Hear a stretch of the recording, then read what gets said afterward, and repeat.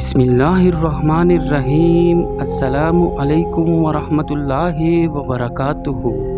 یہ سن 8 ہجری کی بات ہے جب جناب رسول اللہ صلی اللہ علیہ وسلم نے صلح حدیبیہ کے بعد مختلف ممالک کے حکمرانوں کو دعوت اسلام کے خطوط لکھے تو اس وقت کی سب سے بڑی عیسائی سلطنت روم کے باجگزار صوبہ شام کے ایک حکمران کے نام بھی خط روانہ کیا۔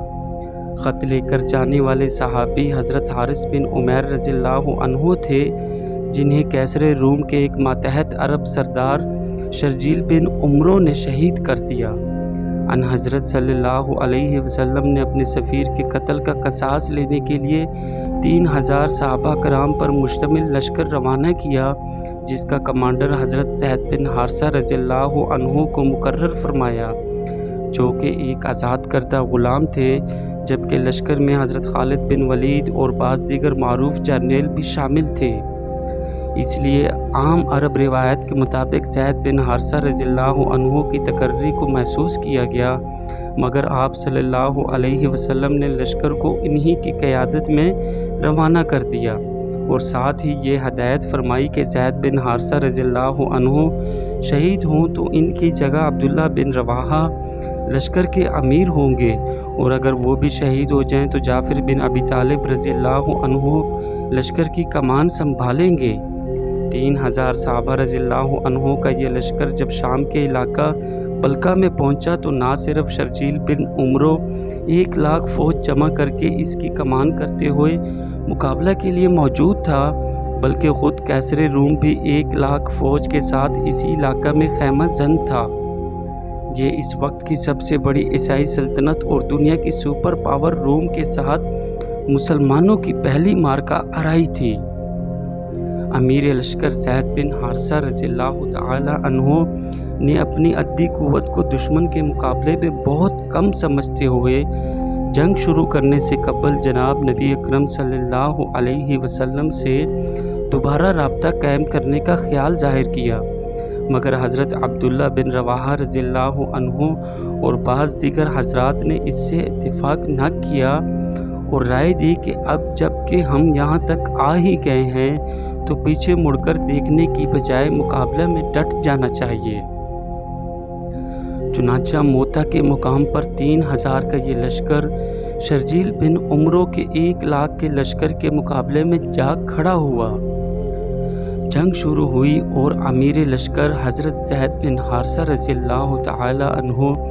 بے جگری سے لڑتے ہوئے جام شہادت نوش کر گئے۔ حضرت عبداللہ بن رواحہ رضی اللہ تعالی عنہ آگے بڑھے اور انہوں نے بھی کچھ دیر مقابلہ کے بعد شہادت کا مقام حاصل کر لیا۔ حضرت جعفر بن ابی طالب رضی اللہ تعالی عنہ نے لشکر کی کمان سنبھالی اور مقابلہ پر ڈٹ گئے۔ پرچم ان کے دائیں ہاتھ میں تھا، جس پر دشمن نے وار کیا اور وہ ہاتھ کٹ گیا۔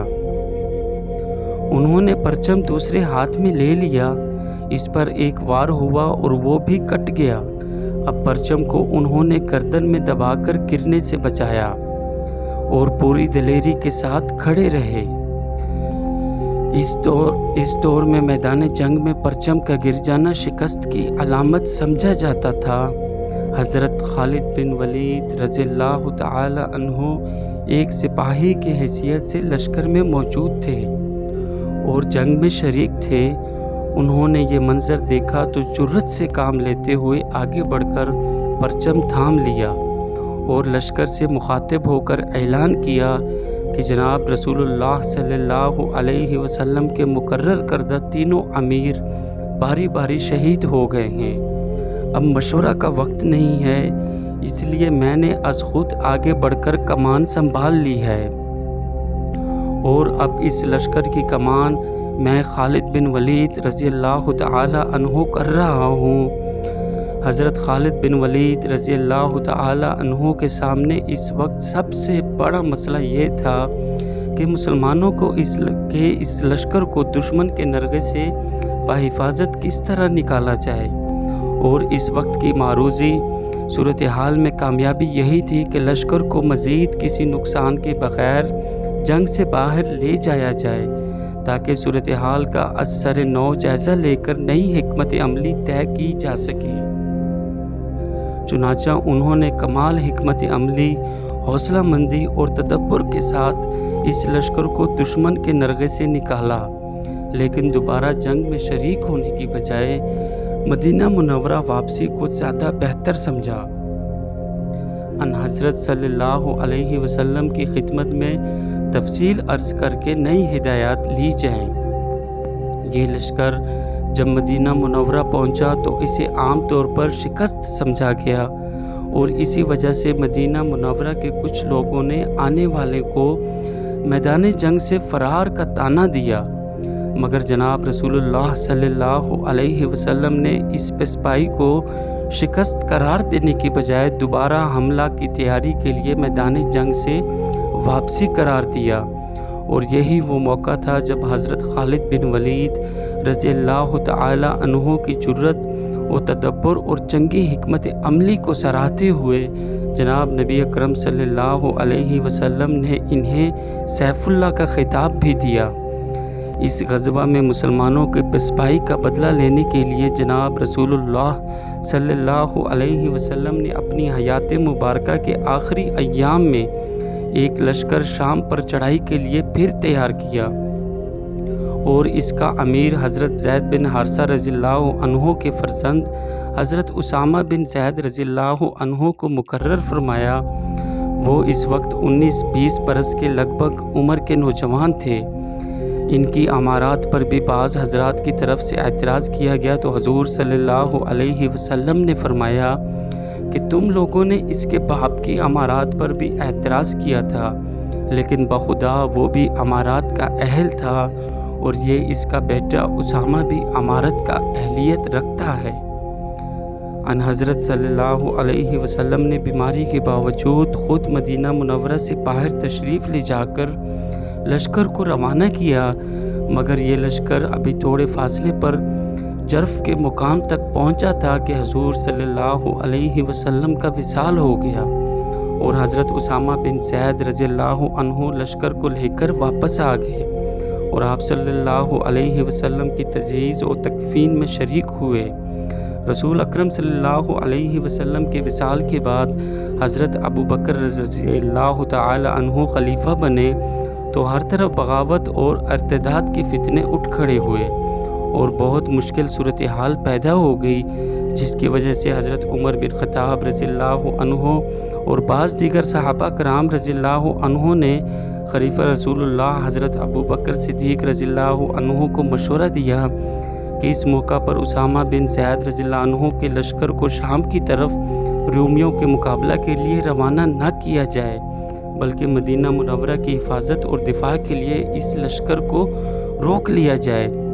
مگر حضرت صدیق اکبر رضی اللہ عنہ نے یہ کہہ کر لشکر کی روانگی روکنے سے انکار کر دیا کہ جس لشکر کو خود جناب رسول اللہ صلی اللہ علیہ وسلم روانہ کر چکے ہیں اسے میں نہیں روک سکتا۔ چنانچہ لشکر کی دوبارہ روانگی طے پائی، اور حضرت صدیق اکبر رضی اللہ عنہ نے خود مدینہ منورہ سے باہر جا کر لشکر کو رخصت کیا، اور یہ فرمایا کہ اگر خلافت کی ذمہ داریاں نہ ہوتی تو وہ خود بھی اس لشکر میں اسامہ بن زید رضی اللہ عنہ کی قیادت میں رومیوں کے خلاف جنگ میں شریک ہوتے۔ حضرت اسامہ بن زید رضی اللہ عنہ لشکر کو لے کر شام کی طرف بڑھے تو اس بار کوئی بڑی مزاحمت نہ ہوئی، اور وہ بڑھتے بڑھتے دمشق کے قریب الزیت اور علمزہ کے مقام تک جا پہنچے۔ وہاں کچھ دن قیام کیا اور مدینہ منورہ واپس لوٹ آئے۔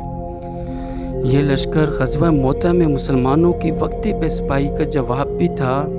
اور سلطنت روما کے زیر تسلط عرب علاقوں کی فتوحات کا نقطہ آغاز بھی ثابت ہوا، اور پھر اس کے بعد اس وقت کی سب سے بڑی عیسائی سلطنت اور سپر پاور سلطنت روما کو